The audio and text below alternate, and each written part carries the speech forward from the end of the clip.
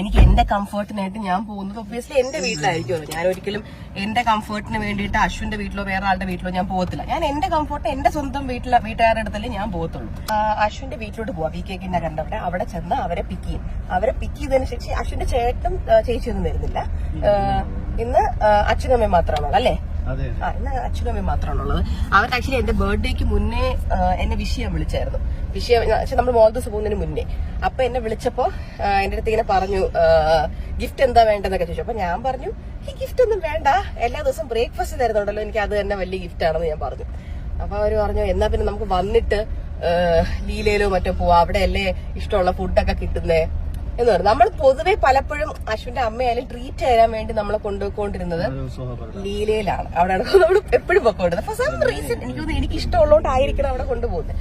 അപ്പൊ ഇന്നും നമ്മൾ അവിടെ തന്നെയാണ് പോവാന്ന് വെച്ചത്.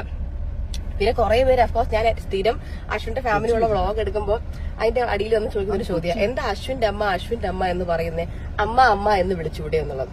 നിങ്ങൾ എല്ലാവരും മനസ്സിലാക്കേണ്ട കാര്യം, നിങ്ങൾ എത്രത്തോളം പേരാണ് നിങ്ങളുടെ ഹസ്ബൻഡിന്റെ അമ്മേനെ അമ്മ എന്ന് വിളിക്കുന്നതോ മമ്മി എന്ന് വിളിക്കുന്നതോ ആന്റി എന്ന് വിളിക്കുന്നത്, അതൊന്നും എനിക്കറിയില്ല. എല്ലാവർക്കും അവരവരുടെ ഇഷ്ടങ്ങളാണ്. ഞാൻ അശ്വിന്റെ അമ്മ അല്ലെങ്കിൽ ആന്റി എന്ന് വിളിക്കുന്നത് ആന്റിക്ക് ഒരു കുഴപ്പമില്ല. ഷീ സോ ഹാപ്പി ദാറ്റ് ഞാൻ അങ്ങനെ വിളിക്കുന്നതിൽ. എനിക്ക് അമ്മ എന്ന് വിളിക്കാൻ മരുതൻകുഴി വീട്ടിലൊരാൾ ഇരിപ്പുണ്ട്. പുള്ളിക്കാരിയുടെ പേരാണ് സിന്ധു കൃഷ്ണകുമാർ.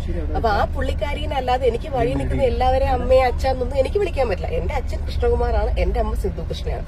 അശ്വിന്റെ അമ്മയാണ് മീനാക്ഷി, അശ്വിന്റെ അച്ഛനാണ് ഗണേഷ്. അപ്പൊ അശ്വിൻ ഒരിക്കലും വന്ന് എന്റെ അമ്മയെ കണ്ടിട്ട് അമ്മേ അല്ലെങ്കിൽ എന്റെ അച്ഛനെ കണ്ട അച്ഛാ എന്ന് വിളിക്കത്തില്ല. അങ്ങനെ വിളിച്ചാൽ ഞാനും ചോദിക്കുന്നത് എനിക്ക് പ്രാന്താണോന്നേ ഞാൻ ചോദിക്കത്തുള്ളൂ. അയാൾ അങ്ങനെ വിളിക്കത്തില്ല, കാരണം തോന്നിയിട്ടില്ല.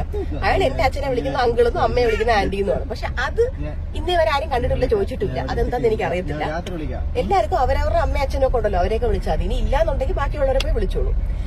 എനിവേസ്, പിന്നെ അത് മാത്രമല്ല ഇപ്പൊ നാളെ ഓമി കല്യാണം കഴിച്ച് വേറെ എങ്ങോട്ടെങ്കിലും പോകുന്നു. അപ്പൊ ഓമിയുടെ വൈഫിന്റെ അമ്മേനെ ഓമി ചെന്ന അമ്മ എന്ന് വിളിച്ചാൽ ഞാൻ അവനോട് ചോദിക്കും അപ്പൊ ഞാൻ ആരെന്ന് ഞാൻ ഉറപ്പായിട്ടും ചോദിക്കും. എനിക്കിപ്പോ ഓമി വേറൊരാളെ പോയി അമ്മ എന്ന് വിളിച്ചാൽ എനിക്ക് സ്ട്രെസ് ആവും. എനിക്ക് എന്നെ മാത്രം വിളിച്ചാൽ മതി, അമ്മ വേറെ ആരെയും വിളിക്കുന്നത് എനിക്ക് ഇഷ്ടപ്പെടത്തില്ല. അപ്പൊ അതേപോലെ തന്നെ ഇപ്പൊ അശ്വിന്റെ അമ്മയ്ക്കായാലും എന്റെ അമ്മയ്ക്കായാലും എല്ലാവർക്കും അവരവരുടെ പിള്ളേർ അമ്മ എന്ന് വിളിക്കുന്നതായിരിക്കത്തില്ല ഇഷ്ടം. എല്ലാരും കൂടെ വന്നിട്ട് അമ്മയെന്ന് വിളിക്കാൻ കാവിലെ അമ്മയൊന്നും അല്ലല്ലോ.